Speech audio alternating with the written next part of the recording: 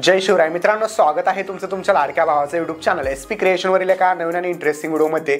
Finally मित्रांनो, आजचा video जो आहे तो पुष्पा 2 मूवीमधील सामी सॉन्ग जे आहे त्या सामी सॉन्गला आपण मिक्स केलेलं आहे मराठी सॉन्गद्वारे। तर मित्रांनो, आजचा व्हिडिओ जो एकदम जबरदस्त झालेला आहे। या व्हिडिओला सगळ्यांनी लाईक नक्की करा। या चॅनलवरती तुम्ही नवीन आणि पहिल्यांदाच आला असाल चॅनलला सबस्क्राइब नक्की करा। सोबतच मित्रांनो, आज जे पण काही मटेरियल यूज केलेलं आहे सर्व मटेरियल अगदी फ्रीमध्ये या व्हिडिओच्या डिस्क्रिप्शनमधून तुम्ही डाउनलोड करू शकता।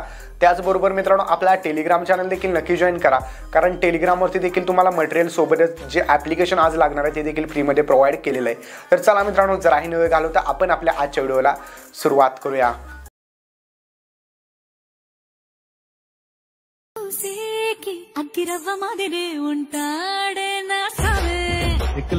साजरा मुखडा चंद्रवाणी फुलला ग राजा मदन हसतोय तसा की जीव माझा भुलला ग।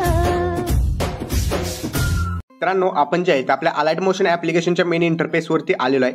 जस्ट या ठिकाणी तुम्ही काय करायचं, सगळ्यात पहिल्यांदा बीट बुकमार्क प्रीसेट आणि शेक इफेक्ट प्रीसेट दोन्ही प्रीसेट इम्पोर्ट करून घ्यायचे आपल्या वेबसाईटवरून।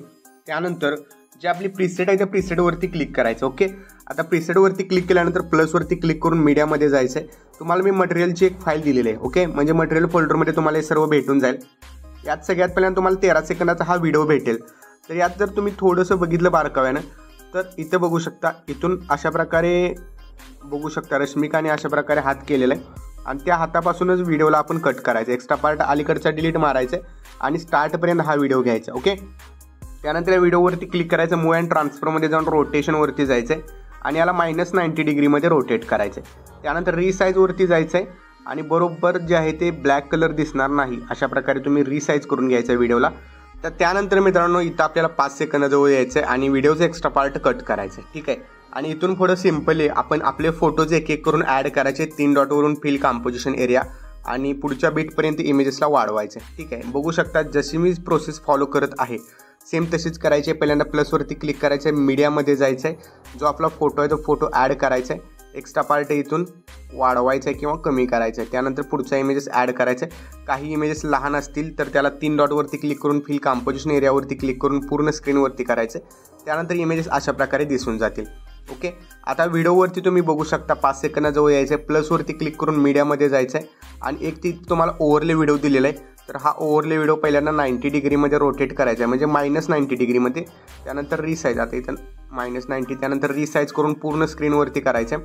त्यानंतर यावरती क्लिक करून ब्लेंडिंग अँड ऑपासिटीमध्ये जाऊन लाईटनवरून लिनियर डॉग इफेक्ट सिलेक्ट करायचं आहे आणि त्याबरोबरच आपल्याला इथं टाईम ड्युरेशनवरती क्लिक करून 1.35 म्हणजे 1.35 पर्यंत घ्यायचं आहे आणि या लेअरवरती क्लिक करायचं आहे आणि इथून कॉपी लेअर करायचे। ओके, एक्स्ट्रा पार्ट आता या लेअरचं देखील आपण कट करू।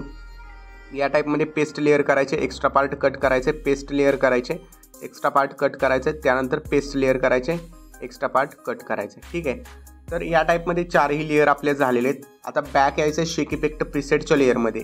प्रीसेट लेअरमध्ये मित्रांनो तुम्हाला एकच इफेक्ट बघायला भेटेल।